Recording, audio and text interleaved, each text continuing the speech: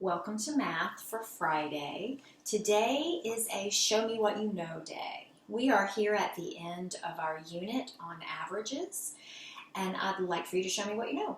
So you're going to need to pull up the document in the resources section that is the average test final. That's how it's labeled.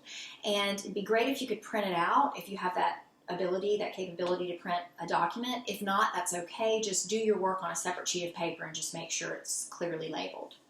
So I do have a couple of instructions here specific to taking this test. We're not going to complete the whole thing. We're going to shorten it a little bit here.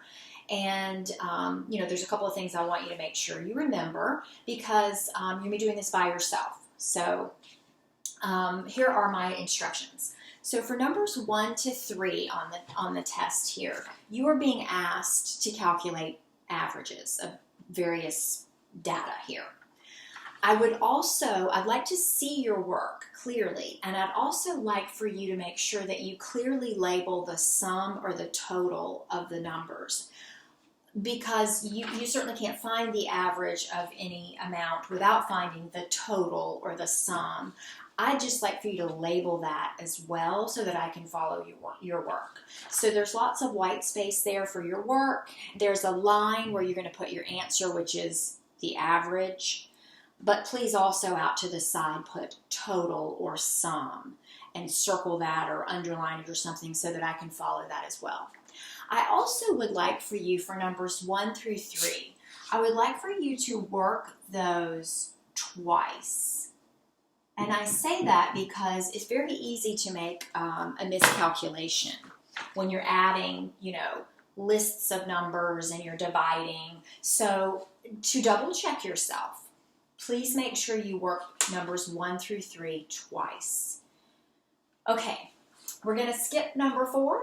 And for number 5, make sure that you show your work for number 5. This is a situation where you are going to be working with compound units. So I'm going to need for you to show your work so that I can follow your answer and your work. And then you're just going to do number 6. And number 6 is a word problem. And I am going to have you make sure that you draw a bar model, label it carefully, and that you write your answer in a complete sentence. And show your work, of course, as you would normally do so that I can follow it. So those are my directions for you as you show me what you know on the topic of average. When you're finished with this, show me what you know.